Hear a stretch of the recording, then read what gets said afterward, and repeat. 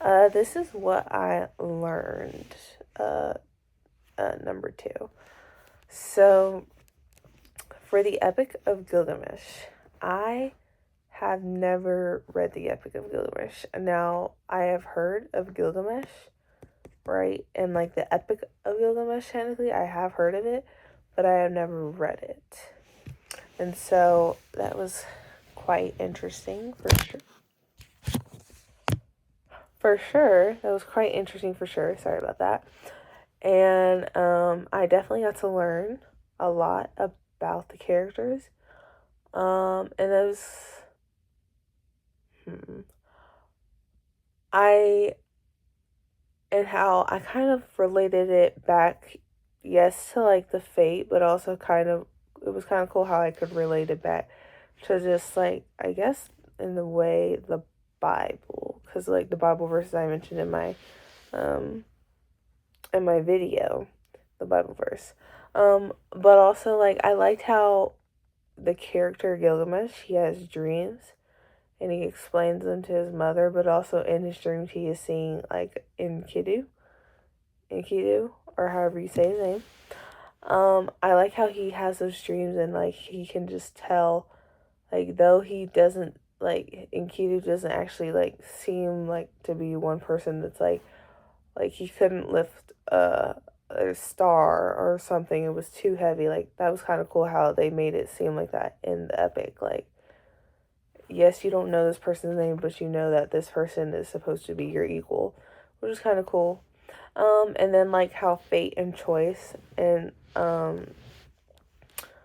it's like how every choice you make, you could even argue that it was all determined by fate, and that's kind of trippy, but like you can argue that, and kind of this is what the novel or not the novel, the epic kind of talks about of a sorts. Like you make like for example, Enkidu and Gilgamesh, they were always destined to meet at some point and face against each other, but it was like he had to actually choose to go and fight Gilgamesh and stuff like that.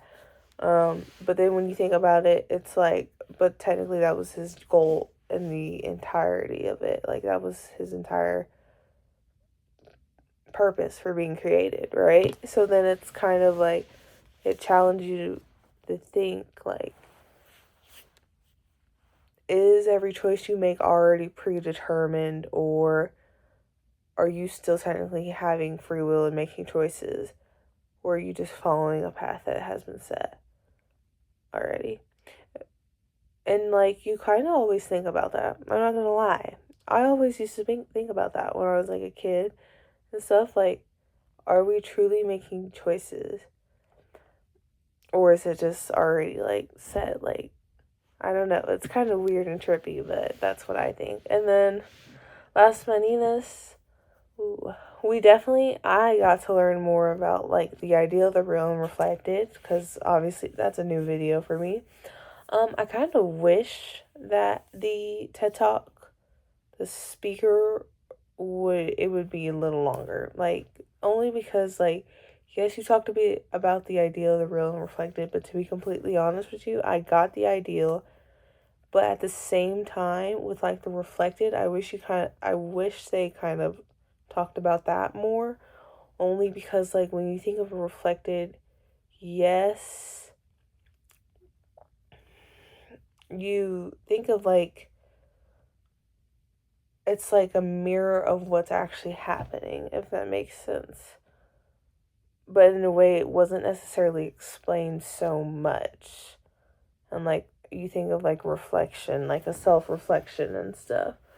But that wasn't necessarily explained that much. Like, I got the ideal for sure, right? But then also, like, the real and reflected in the painting itself. Like, yes, I know there was a mirror, but then, like, it was just the king and the queen. So it was like, what is this really reflecting then? And then also, like, with the real, the dude escaping was like the explanation for the real, but like, what does that really mean? And so I was kind of wondering, I wish they would have explained that more, but we definitely got to see different perspective for sure. And like different details being come to light as well. that was cool. But yeah, that's what I learned.